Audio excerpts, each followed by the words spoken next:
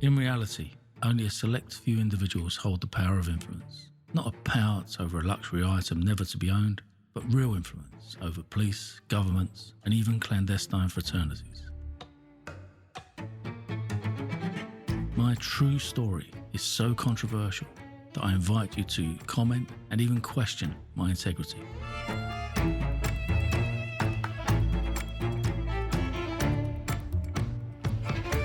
Episode 15. The Fit and Proper Person Test. Will all the drama ever end? Drama. One thing, this thing, the next thing. Is it any wonder I'd had a heart attack before and things were getting even more intense by the minute? None more than the pending trial at Norwich Crown Court, as it would now appear that whether by hook or by crook, I was a wanted man. Well, I'd been a wanted man for a long time, but now the government want me down. Wanted by the establishment to be stopped from revealing the evidence that I'd obtained on their world of falsification of the law. Not their law, the law that we know and understand, but their law. It was enough to have evidence on Essex Police, and I now had to deal with an attack by the Metropolitan Police. I'm reminded of a place in time just before my trial, and as this spell of great introductions continued, everything was going to plan, strangely enough. Amidst the chaos and the madness, I'm getting lots of information that was very important to me and my family. Extra work meant that I could make the most of the days that I had with my daughter. Whenever we could, we'd go to Chessington World of Adventures in Surrey. We'd laugh, play, relax, and everything else seemed to just fade away. We'd enjoy the thrill of the rides, the cuddly toys I'd win for her, and then carry her all around all day. I mean, we'd go to the cuddly toys first, knowing that I'd be carrying them around all day, but that's what she wanted. And then I'd just carry them around and have to sort of put them on the sideline when we jumped on one of the rides. That's how she wanted it, and that's how it was. In addition, much like the toys, on one arm the toys, and on the other arm, my outstretched arm, I perched her. I don't know how the strength to do it. I often look at myself and think, how on earth did you walk around holding your arm out with her sitting on it all day? Hours. It was for love. My strength, immeasurable. Although my body would ache from the hours of carrying around, she was on my level in all ways. I could see her smiling away and showing off to her adoring father. Not only would a conviction for fraud cause issues for my future employment and prospects, and everything related, basically, but it also created difficulties for my family. Suddenly, Tara had been renamed, or given the monocle, as my mother put it, of Miss Havisham. Due to Tara's behaviour, she was in full control of our daughter's life. Miss Havisham being the character from Charles Dickens' Great Expectations. You need to see it. Similes are uncanny. Our days out became contact time. B and I, and whilst we enjoyed some in the contact centre, we had the odd day out. Miss Havisham knew how I worked and how I obtained my new business, the data, in my semi-comatose, semi-paranoid state, if that's how it was. I wondered if she had a hand in attempting to liaise with the police and see me off the scene. She had her reasons to do it. If venom was ever as potent, surely I thought, giving myself a reality check. Well, there was Michelle, and there's the statements that she was interested in. There's the conversations with my dad's wife. There's enough intent there to want me away, and now I'm not on the scene and she has her new guy, even more so. But was she part of the plan? That's what I was wondering. That aside, whether she was with the plan or not, I had to face what I had to face. And another few months went by, and the excitement of seeing my little girl was almost the only part of my life that kept me strong. She needed me now more than ever. Something that resonated as I saw her, or what appeared to be her, glaring over me whilst having a heart attack. I need you, Daddy. My daughter had always loved Chessington World of Adventures. Who wouldn't? Every kid loves the place. It's where they'll dream of going. And we would go there for most of our contact time. So limited was our time together that I bought fast-track passes, which meant we could skip the queues and go around the same attractions in the same order every time we went. It was like a ritual for us. I'd have to drive for 60 miles from my home in Wandsworth to pick her up from Miss Havisham's mother's property in Hampshire, and as soon as I arrived, she would be out of Miss Havisham's car and into my arms. She always wanted to be carried like a true princess. We'd then drive back a further 50 miles to Chessington before repeating the same all over again, the same day, once every 6 to 8 weeks, if we were lucky. On one such visit, we were on one of the small roller coaster rides at the edge of Chessington Park, buckled into the seat, and I noticed a middle-aged couple, a male and a female, ducking in and out of the trees nearby on the kind of adjacent woods. My initial thought was, good luck, imagining that they were part of an illicit affair, having some fun in the bushes. But it wasn't until a few minutes later when I saw the long lens camera pointing at my direction. I put two and two together and realised that they were probably something to do with the ongoing fraud investigations. Couldn't imagine why they were interested in what I was doing at Chessington with my daughter. It would be one thing to follow my daily routine, but whilst I was spending time with my daughter, that's not right, is it? The weight of the undercover investigation was starting to get to me, but anger wouldn't get me anywhere. Instead, I decided to teach the police a lesson, one of many. As the ride came to an end, B and I would run around from the exit all the way back to the start. She loved the game. It was a lot of fun to her. As we began to run, the two officers jumped to their feet, reaffirming my position that they were on an undercover stakeout. As they gathered their bags and began to follow us, we made it back to the front of the ride for the second time. This time I deliberately didn't look over, and the ride began over again until the end. Once stationary, we jumped off the ride and ran around again, laughing all the way. Once back, I went up to the kiosk and leant in to talk to the female operative, who was also finding our running around entertaining. "Excuse me," I whispered. "I think that there are two paedophiles hiding in the trees over there. Don't look now, that they've been using a big camera and they're possibly photographing the kids." "What?" She leant towards me and looked and replied, "Don't worry, you two carry on running round end to end and I'll tell security. They don't like that sort of thing here, and they'll definitely deal with it soon." I couldn't wait. But B and I jumped back on the ride and the attendant spoke in her walkie-talkie. Little did I know that Chessington really do take these things seriously. And after a further run round and return to the front seat of the roller coaster, we saw about 20 security officers, male and female, sprinting across the field towards the two undercover coppers. I soon saw them with their arms up their backs, mouthing off 10 to the dozen, trying to explain themselves, unable to reach for their identification badges. They were lifted up on their toes, hustled across the grass, and taken out of sight. B and I had enjoyed a great day, even with the extra entertainment. As was our tradition, and when we were leaving Chessington, B would always ask me for a cornetto ice cream. Even though her eyes were heavy, I'd always ask if she was going to eat it, and despite being almost asleep, she agreed, and insisted in sitting on my shoulders, with the cornetto open as we walked to the car park to set off for home.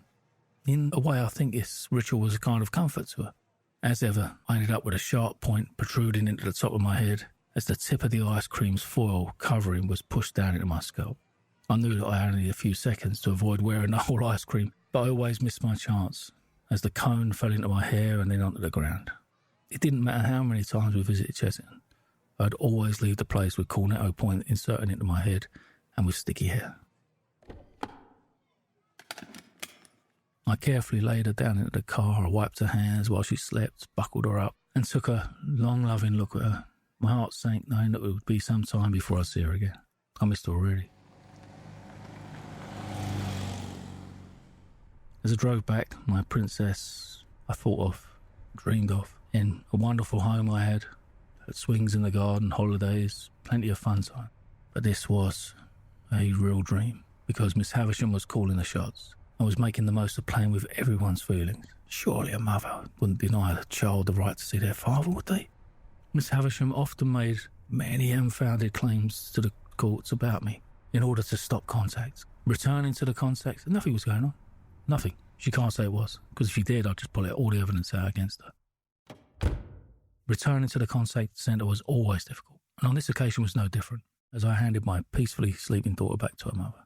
I always felt the familiar pull of heartstrings and hoped it wouldn't be too long before I could be reunited. Later that evening, I headed over to see my mum. I always wanted to hear how her granddaughter was keeping. As I say, my mother and father had selfishly given up seeing their granddaughter so that I could take their place and make the most of the very limited time with my child. Miss Havisham had opposed many legal applications for B's grandmother and uncles to see. I love my family, but I wish I could see them all together. Watching my daughter run around, playing, laughing, slowly growing up. Sometimes all you can do is dream. My day with B in Chessington felt like it was in the distant past. The fraud allegations had been allotted a court date on the 24th of October, 2011, and I was sent to face what was meant to be a 4-week trial. From the start, I knew that the trial would be difficult. Having originally been told by my barrister that the case had been taken out of Isleworth Crown Court, which is where it was due for, because Tom Clark QC was sitting as a recorder in the Isleworth Crown Court. I also noticed that there were 7 counts on the indictment. Scott and Kerry Jameson, Nee Wilkinson from Shepherd's Bush, Tom Clark, Kensington, Jeremy Points, Wandsworth, Bushra and Nazir, Wandsworth, Bruce and Laurie Mitchell, Chiswick, Michael Liu, Kensington, Michael Craig, Clapham. As far as I was aware, the construction works of my company formed the first link that connected the group, bringing them into my trusted network. So it was my defence, it was in my statement, in interview, that all of these complainants had colluded under the guidance of Tom Clark, QC, who was a senior fraud barrister. I further said that it was because Tom Clark was in breach of contract and couldn't get out of it, that he rounded up all the others, made allegations. Now, look, he's a top fraud barrister, right, from Chambers in Temple. So when someone like that phones you up, this is taking it clean and cold as if there's no conspiracy or nothing. This is just out of the air. And he says, look, your builder's a fraud. Now, you'd have to say, well, I'm spending 50, 60, 80, 100 grand with this builder. I've got a barrister saying he's a fraud. I'm going to stop paying. I'm going to do something. And that's what happened. And that's in the softest, gentlest way. Let's see how it really went down. With proceedings beginning to accelerate, I revisited Mr. Iqbal at his offices to go through my company's financial papers to get started on preparing my defence. It was then that Mr. Iqbal told me that he didn't have any of my papers. What? What do you mean you have none of my papers? You put them in the safe over there. No, you took them. No, I saw you putting them over there. Well, I haven't got them. My defence was gone. My evidence was in that safe. Now, you probably think, well, you going through evidence, you know the importance of it, why do you fucking look after it? Good question. The fact is I didn't. I gave it to a solicitor, whilst knowing that solicitors in the main and, well, the ones I'd dealt with hadn't been right. And yes, stupidly, this was the real silly boy, not the one that saves his own life by acting silly. This was a fucking stupid move, and a move that I was about to regret. I had no written evidence that he took these papers. I should have always got a little slip or something to say, yes, I've got your papers, I've hidden them. He didn't have to say anything safe, he didn't have to highlight that, he could have just said, I'll keep that for you. Well, with this news, I sacked him straight away. Then I went off to another solicitor's and in the end ended up with Mr. Matab Aziz, a self-professed kung fu or karate artist or whatever he claims to be, of ST Law Solicitors, then of Ilford, who recommended a barrister. Now, the barrister's name was Adam Budworth. He was at 2 Bedford Row Chambers. Now, this Chambers, of all the other nonsense, now surely this highly respected Chambers, the Chambers of Mr. Sturman, QC, top criminal chambers, highly respected, highly valued, well respected. This was a junior barrister that was smart, experienced. I met with him. I told him that the papers that I'd given to Iqbal for safekeeping had been disappeared. Budworth said little about it. Well, we'll have to steam through it, he said. We'll have to deal with what we deal with. Now, I thought that was very confident. Didn't mince around. They lost. Yeah, what can he do? Get on with it. All right, I said. The officer in charge of this case was a DC Angela Mills of the Hammersmith and Fulham Police. The day of the trial was here, and there was little or nothing I could do. I had Matab Aziz's solicitor. Didn't come to trial, didn't come to court, he sat in London. But he sent Budworth, who stayed in Suffolk, I think, somewhere at a family house, and travelled across every day. Now, when we got to the courtroom, a number of strange things happened. They always do. You're expecting it now, aren't you? The first thing is I was set off by train. I took my case. I was staying for at least a week and come home on the weekends. And as soon as I arrived at the court at 9 o'clock in the morning, I went straight into the court building and met with Mr. Budworth. Now, Budworth took me to a private room. And then he told me, look, this is going to be our office for the duration of the trial. What a treat, Adam, I said. Why are we being given this VIP treatment? I mean, surely we're running here for 4 weeks. I mean, there's hundreds of cases going through here. There's not many of these offices that people can have for themselves for a trial, is there? We are a VIP, he said. Can't tell you why. We've been given this private room for the trial, but we're going to leave our papers in our computer. All right, okay. Going to leave all our evidence in here. Go away at night, court, go into this room with the police, and they go on. All right, I understand now. The fact that he didn't get it or didn't do anything about it at the time was surprising, but it wasn't always surprising as I go on. He opened his trolley and placed his Apple Mac laptop on the desk along with some of the case papers. He reaffirmed the fact that Matab Aziz wouldn't be attending, but what he did say was, we've been given a local clerk to record all of our conversations in this room and the trial notes. Is that okay with you? I said, of course. Why not? We then went through each count on the indictment, Clark, then the other clients of my company. We'll be called into court soon, and as we were, I was seated in the dock. All rise, came the order from the court clerk. All those attending the courtroom stood and bowed. After the judge reciprocated with a nod, we all sat down again. The judge tasked with this case was a female, Recorder Catherine Moore, who was a 40-year-old barrister based in Norwich. The trial began straight away and on acceptance of the jury, 24th of October, day before my mum's birthday. Now, Budworth, he was handling the court well. He was charming and very gentle and friendly and to the point. I think he was being liked by the jury and the judge. But each day we went in, more and more material kept arriving from the prosecution. Now, the prosecutor was Mr. Christopher Stimpson, another junior from Hetter Court Chambers. Every day another batch of material, another batch of material. Why hadn't they disclosed that at the beginning? It was feeling like an ambush. But Budworth wasn't interested. He wasn't interested in an ambush. He wanted to get on with it. It's quite unusual, I said to him, being bombarded like this with exhibits and statements. Oh, don't worry, let's get on with it. All right. I said, let's use my counsel. I decided to get somewhere nearby to stay. I settled in Marlborough Guest House, a little bed and breakfast place near Norwich Railway Station. The owners, Robert Harvey and his wife Maxine, they did as much as they could to lighten my mood. They didn't know why I was there. I think they must have, but they didn't say anything, and neither did I. They'd have a little joke with me in his own little way, which used to make me laugh. But I can tell you something, the breakfast was absolutely as you want it. It was perfect. Due to my courtroom office, I brought a computer up from home. No, not a laptop, a proper PC. Imagine carting that all the way from Southfields through Liverpool Street and then on to Norwich for 3 hours. And then a walk up to the court for a mile in a trolley. Each day I'd call my mum to update her on the progress, and she offered me nothing but support. It's no surprise, is it? I found myself, or counted myself, lucky to have a mum like her. My brothers also gave great financial and moral support, even though they had their own expenses to deal with. When they needed me, I was there, and when I needed them, they were there. Standard. Fraud times 7. Section 6 of the Fraud Act 2006 rang out across the courtroom. Prosecution confronted us with their evidence again, all of it trying to implicate me as a fraudster. Of course they are. Tom Clark, QC, was the first complainant called to the box. Now, at the beginning of his evidence, he was quizzed by Budworth on his knowledge, background and expertise. Now, surprisingly, for a seasoned legal expert, barrister of financial crime, Queen's Counsel, he claimed that he openly denied having little or no knowledge of contract law. How odd. How was he able to prosecute higher-profile fraud cases in his professional role as a barrister, without a good or better understanding of contract law? Budworth inquired into his current position as a prosecutor at a serious fraud office.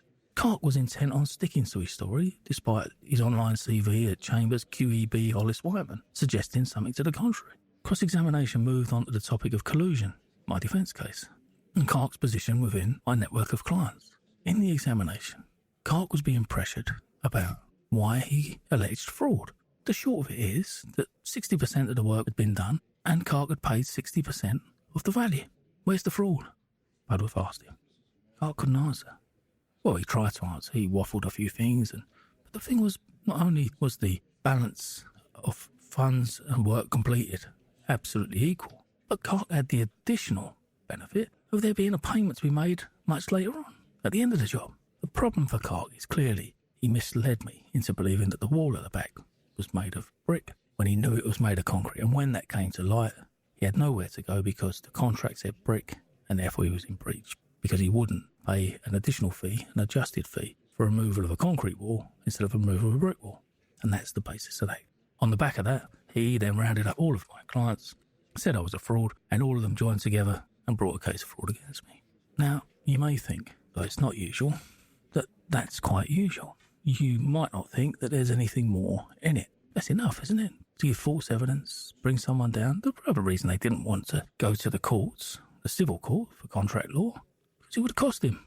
He was outside of the small claims court, above £10,000, so he'd have to have funded a case that he knew he would have lost. So, what he did, he used his toolbox and ran the case through the police when he didn't have to pay anything for him. That's the case.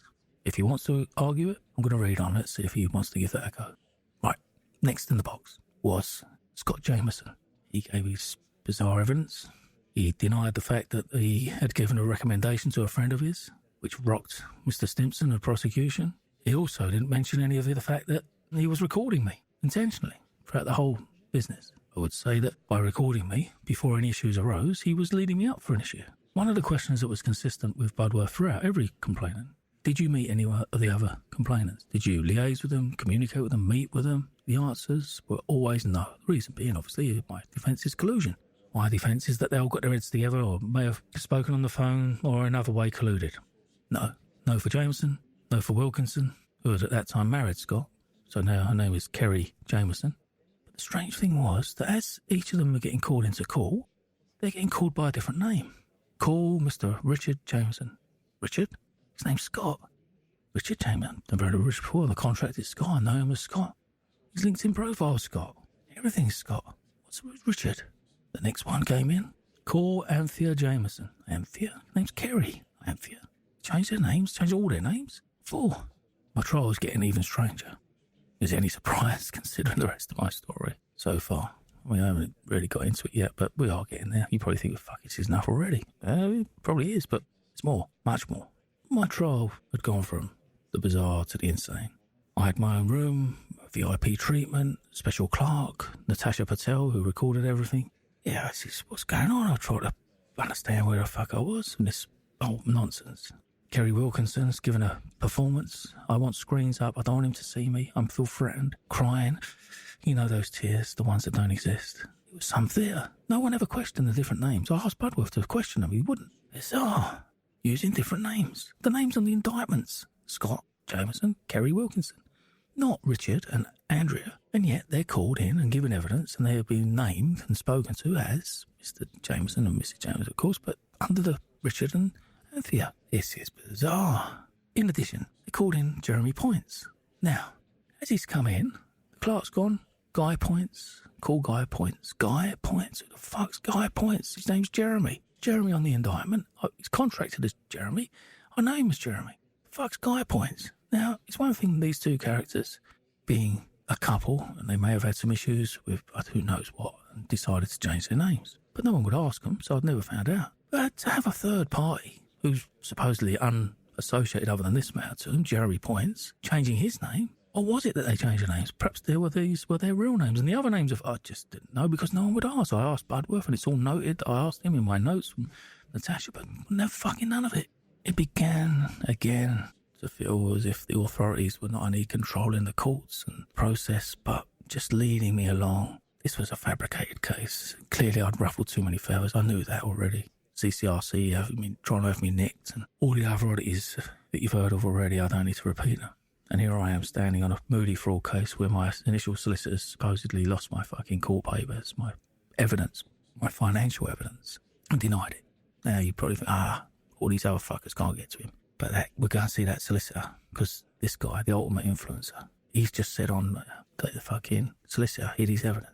Look, I'm not that fucking stupid. Silly boy is intentional. I'm going to get to this fucking solicitor later about the safe and all the rest of it. One by one, the complainants were cross-examined. All answered the same answer, a resounding no, or limited contacts other than a reference in the beginning, but we thought more of that or better about that, and we changed our mind. That was until we got to Bushra and Azir, the last complainant.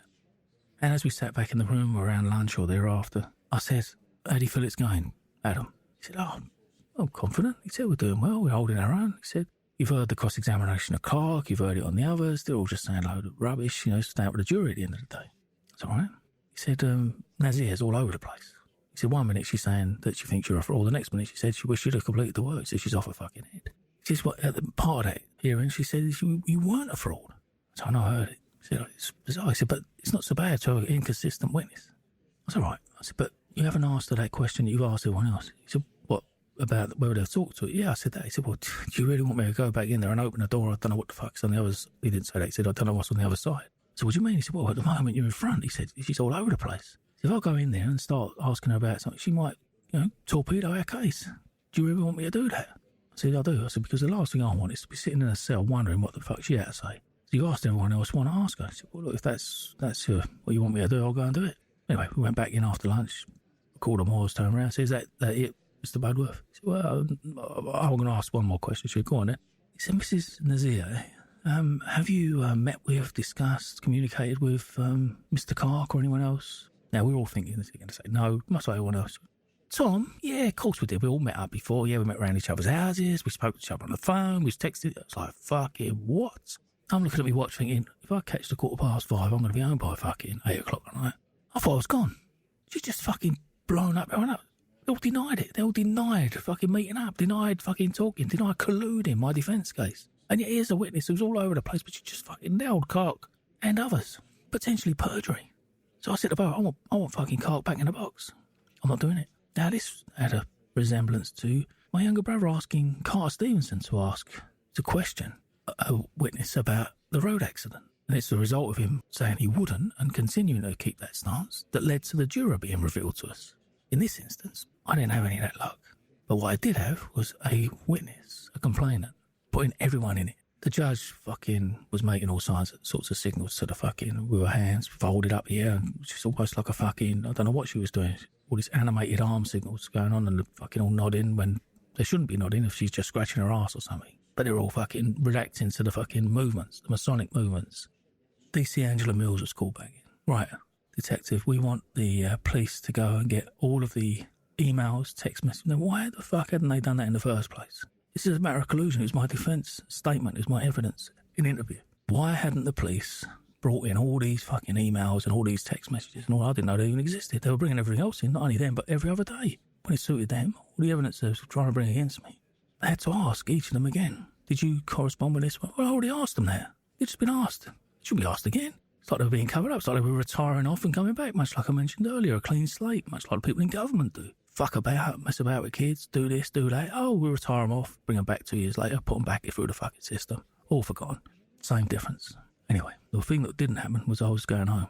This was going to be dragged out a little bit more. I couldn't believe it when I heard that Janet hadn't been called. Why aren't we calling Janet? She was with me for every fucking job. She was working with me. We were in partnership insofar as she was the interior designer, blah, blah, blah.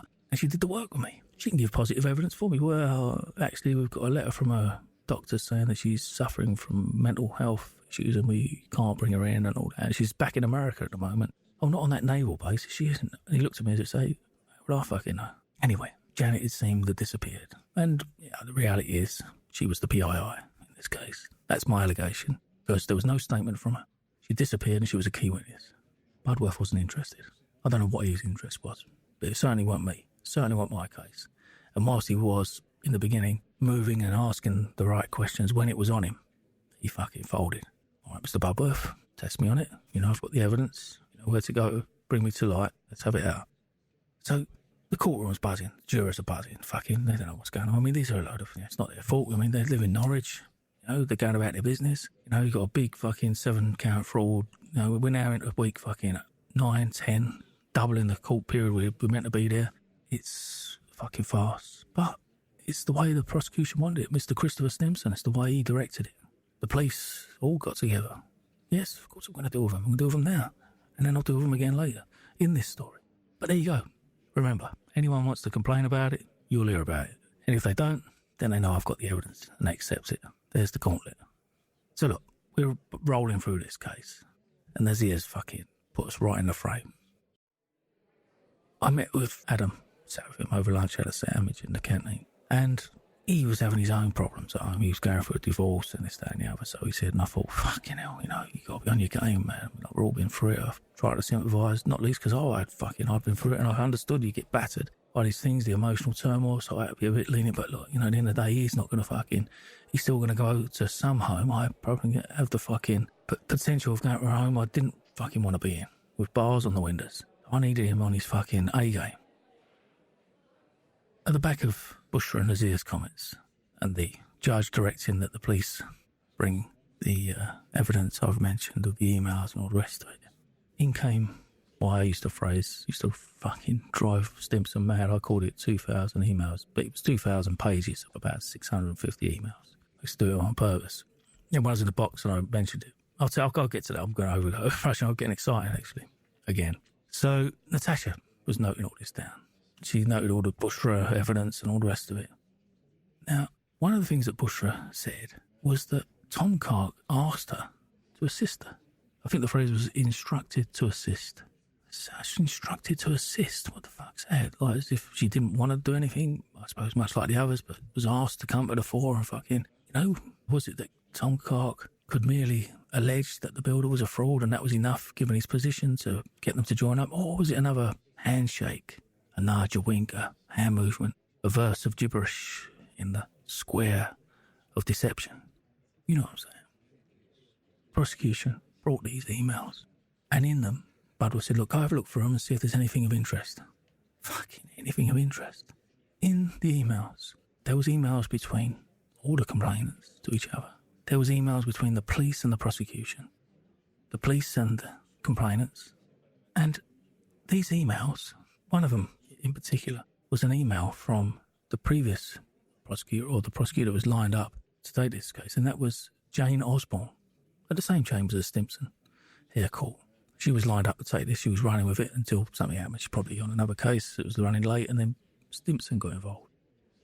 As we went back into court, it was further disclosed that Tom Clark and Mrs. Jameson, Kerry Wilkinson previously, had been to see a barrister, a Mr. Edward Benyon Pedley, to obtain legal advice as to whether they could win a civil claim against my company. Now, there it was. That was the evidence. I guessed it.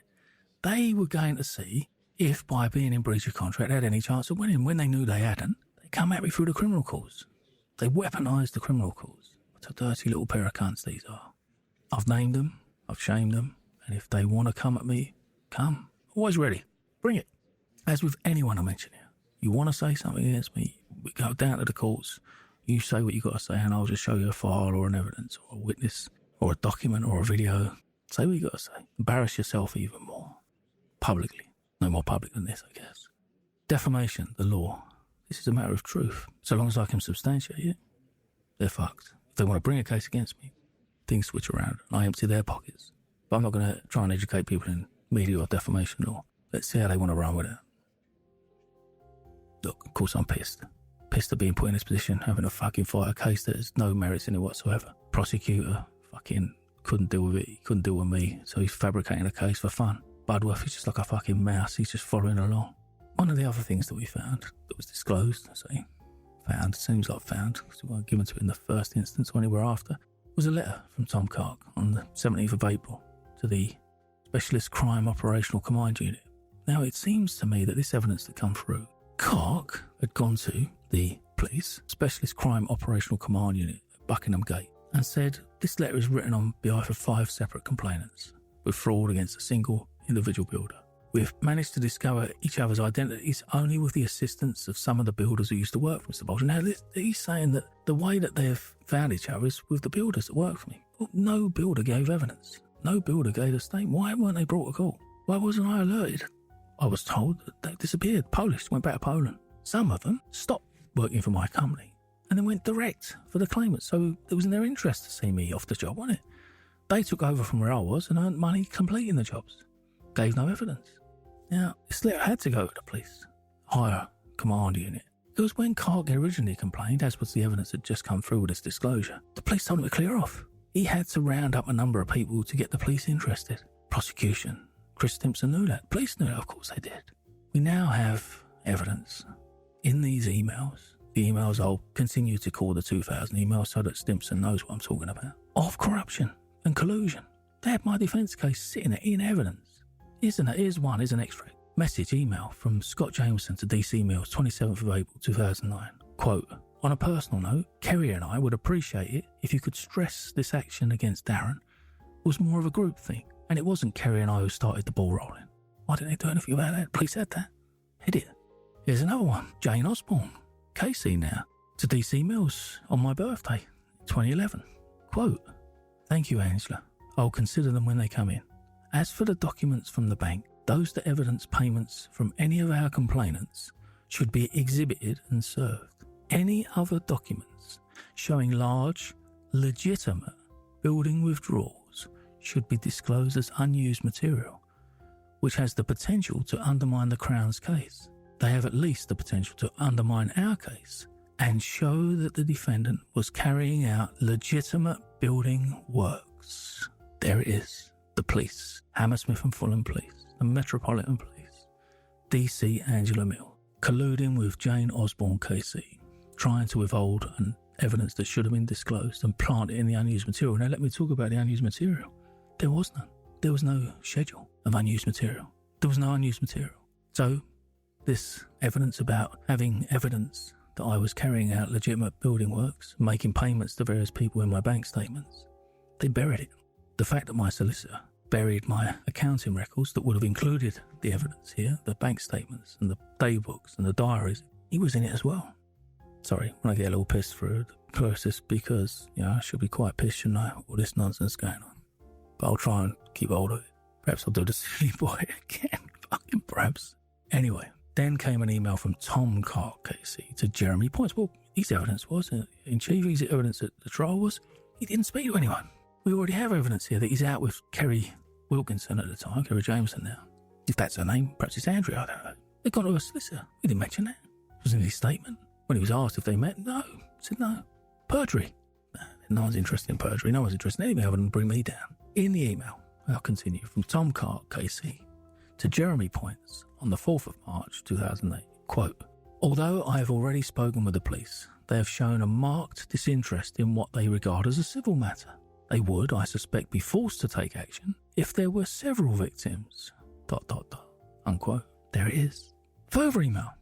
Tom Clark, KC, to Bruce and Laurie Mitchell on the 3rd of April 2008, quote, I'm fairly sure that the police would get interested if at least 3 of us approached them. My view is that suing a man is not going to be productive because the money would have disappeared, unquote. There it is. Even if they'd have come after me, even if they would have been successful, their view was that because they all closed me down, I had no money. They went to the police route. But here's one email from Detective Constable Jim Emeny, who was part of CID Team 4, to DC Angela Mills, 11 o'clock on the 24th of January 2009, quote, Dan Price of Magnet called. Worth speaking with Paul Cooper, unquote. Now, hang on a minute. Dan Price was the manager of Magnet. Why were the police communicating with Magnet? This is all sounding very strange. With Magnet involved, were Magnet meeting up with, or the representatives of Magnet meeting up with these people that were clearly colluding against me? Well, we all know what their motives would have been, to save them 50 million quid worth of damages, and more or less, according to David Sinclair, FCA. Can you see the levels of destruction people will go to and try and wander off? Yes, squeaky clean me. These weren't normal people. These were people pointing to me. The motive, there's a series of them. I mean, I'll leave it to you to work out which. I'll go on and you may be helped by some further evidence. I hope you are. I was helped by this.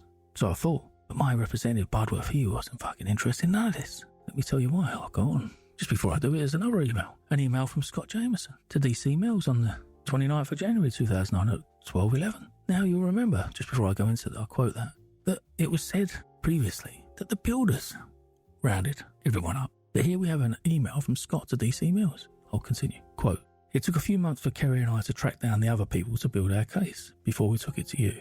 Time flies! ! I'm just looking forward to seeing him get what he rightly deserves. Now, I'm not a criminal. I was in a strong position in breach of contract. To see him get what he rightly deserves.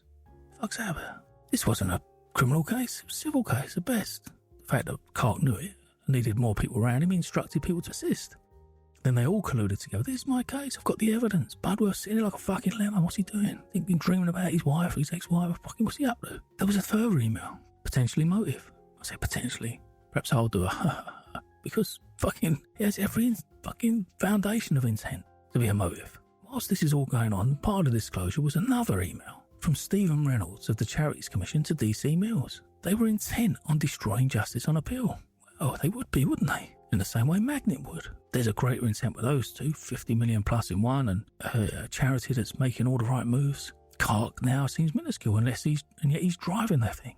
I'll refer to the email the 14th of April 2011, same year as my trial. Angela, in answer to your request for information, I supply you with the following documents. Declaration of the Commission, signed copy of the trustee declaration, copy of the letter supporting the application. Charity Commission doesn't charge fees and da-da-da. The charity just on appeal is newly registered and has not been required to provide the Commission with any accounts or any return. In view of the nature of the offences in which Darren has been charged, the Commission is now likely to open a case in respect of suitability of Darren being a trustee of a charity. Now, I hadn't been convicted. These are allegations. And yet the Charities Commission are going to fucking try and shut the thing down. Or certainly open a case in respect of suitability of Darren. Bias? It's Charities Commission. When we are going to touch on charities as well. And the bizarre thing that happens in about a year's time in this and probably the next episode or two, definitely. Look, these things are odd. This collusion is running away with collusion. The emails are there. They've all denied it. It's there in front of Budworth's fucking trying to disappear up his own arse. He don't want to deal with it. It's another email. I'm not going to go through them all. I'll be here all day, a week, a month, a year. Every episode will be just emails. An email from Jeremy Points to DC Mills, 2:55 in the afternoon on the 27th of April, 2011. Quote, in any case, we learnt of various people involved via Janet Evanson. And though her idea was to try and find out how many people involved with Darren, and then Tom Cock wanted to lead, unquote. Fucking hell, that's why Janet's disappeared and potentially become the PII in this case, because she's fucking she's bringing it all together. She was in it with me, doing normal work. But when it's on her, she's fucking rounding every cunt up. Dirty fucking wrong. But she wasn't as fucking honest with her boyfriend, Bruce Hauser, when I was fucking seeing her every fucking week. Look, there were so many emails of a similar thread. It was all collusion, right? The police knew it. They hid these emails. They hid all the communication. They failed to investigate my defence and all of this. Met police. They then wrote to everyone, did you know it? Well, of course they knew us. They got the emails. I won't go through the particulars of it, but the bottom line is that, there were many emails. Another lot, I won't mention many more because I'm sure you want me to get on with the rest of it. But look, Sunday the 2nd of March, 2008, from Tom McClark to Jeremy Points, copying in Michael Liu, Laurie Mitchell and Kerry Jameson. Now, they've all denied communicating with each other in any way. There's an email between them. Quote from Tom Cock, email. I've also been trying to establish whether the police may wish to pursue him, but to date they've had little success. I suspect that there were sufficient complainants. It would be difficult for the police not to take action.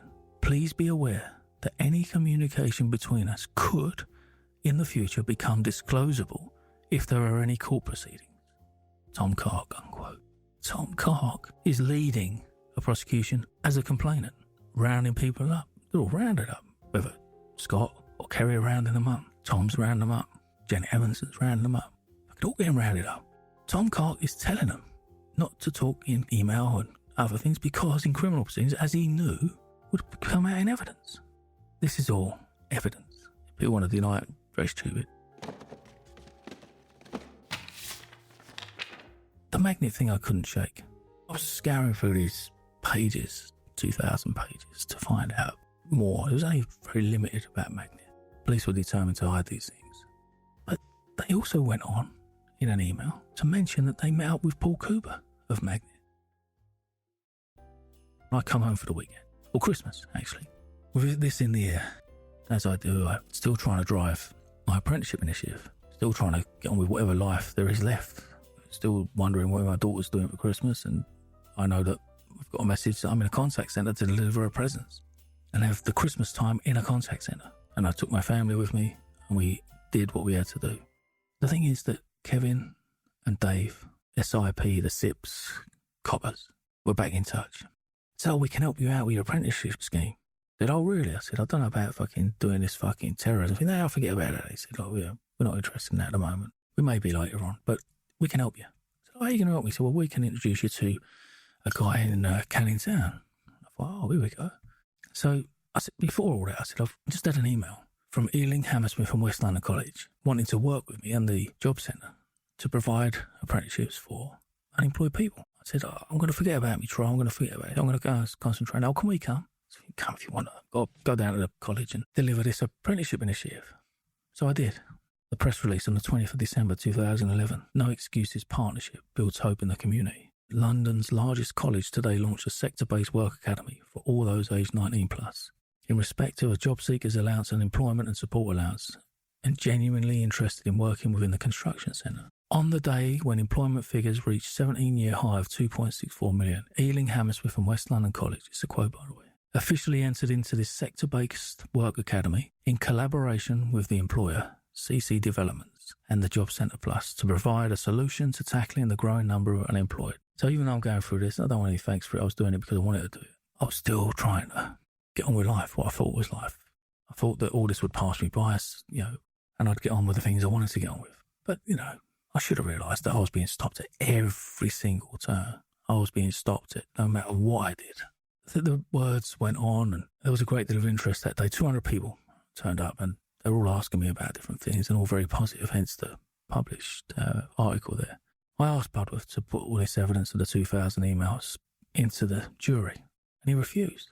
What do you mean you refuse? The tail does not wag the dog, Darren, was my answer. It was then that I knew that I was more likely going to be convicted, as the whole trial had been fabricated from the start, missing documents, the ambush, the withheld evidence. The evidence of collusion was now not going to be put through the court. That's it, I'm fucked. And also, obviously, my financial documents. I had every bit of evidence to get off, every bit, and Budworth would not fucking put any of it forward. The answer, the towel wouldn't wag the dog, meaning he runs things, not the fucking towel. Also knowing that the police were intent on bringing down justice on appeal, I just wanted that charity to remain. There were people relying on me, so I decided to sign the whole thing over to Kevin Craigie and Paul Cleland, the ex-gangland boss, because whatever bullshit he was talking about, I needed people. I didn't matter really at the time. I thought there must be something in him. You know, he certainly wanted to make a name for himself, and he certainly had it in him to help people in difficult positions on criminal charge. I had to. It was either that or lose it. So I handed it over, the lot. It was a difficult situation. It was harder and harder to try and overcome these hurdles. You know, there was intent to see me convicted before the trial even was set off. The jurors were not given the evidence I asked them for, and if that wasn't enough at the time, Norwich Crown Court had a conviction rate of 80%. I mean, fucking even if all this stuff was brought forward, it could be said that I had no chance anyway. I mean, my trial was now into its 16th week. But before, I had all the evidence to acquit me. Wasn't being put forward. Barrister refused to take his own precious position as the dog and wouldn't be wagged, wouldn't be told what his client wanted, wouldn't deliver it, wouldn't advocate the evidence. If that wasn't enough, I walked across the car park one of the final mornings, just before I was about to give evidence. Budworth was smoking like a fucking chimney outside. I could see him. I walked across the... "So you right?" He said, "Well, fucking not really." I said, "What's wrong?" He said, "Well, you know, we've got here this morning," he said, "and your accountant's downstairs in the cells." I said, "What do you mean my accountant's downstairs?" "Who? Which accountant? The one they've been looking for? The one who went disappeared to fucking Spain?" No, he was working for your accountant. The actual accountant." I said, "What, Derek?" He said, "Yes, he's about fucking 70. I said, "What they got him for?" "You're not going to believe it. You lit another fag off the end of the other one." He said, "So the story goes, I've just been seeing the prosecutor," he told me. The prosecution are obviously on the back foot with all this evidence. I said, "What evidence you want to me?" He said, "By the side to buy." He said, "Fucking the evidence that they've got, you've got now." He said, "They're rattled." He said, "I'm still weighing up whether I give it them or not, to deliver it to the jury or not." I said, "Oh, so you're not out of it yet? You're not fucking saying no now?" I don't know yet, I don't know." He's having deals behind the scenes, obviously. He said, they phoned Derek, his office, spoke to his reception. They said, "We want to speak to Derek, and we want him to come down to for the trial to give evidence against Darren." So the receptionist said, "I've spoken to Derek." He said, "He's not going to give evidence against Darren. He doesn't give a fuck about what you do." He said, "I don't give a fuck what you do." "Oh, come on, Derek." So the police did no more, but got a warrant. They went to his house in Surrey. They knocked on the door, and he shouted, supposedly, at least what I was told, he shouted through the letterbox, "Fuck off, I've got a gun." Now, silly thing to say, ain't it? You say to the police, "I've got a gun." Now they've got to call the other people out fucking with guns to fucking deal with that. Next thing, he had them telling me, smoking one after the other. It was like a fucking chimney in the car park. The next thing he said, Derek's then proceeded to run out of the house and try and get in his car and drive off. I said, "Is this the same fucking Derek we're talking about? And what is all this going on?" I said, "Why don't you come out and fucking say he's got..." He said, "Don't know. So I'm only being told what I'm being told." He said, "Derek's downstairs. He looks in a right old state. He's been here for 3 days." I said, "Right, okay." So he said he's got a gun. He's run out of his house. He's trying to get in his car, and then what? He said, "Well, they've obviously tried to grab hold of him." He said, then Derek's turned around and smashed the copper in the face, punched him. I said, "Fucking hell, what's he do that for?" He said, "Well, he tried to grab him." He said, "Now they're nicking him for AVH." I said, "Fucking hell." He said, "That's all I know." I said, "Well, when are they going to bring him in?" I said, "They're going to bring him in tomorrow morning to give evidence." Listen in to each episode as I engage you in my personal journey of how a boy growing up on a council estate in Essex would eventually own the most exclusive online private members club in the world.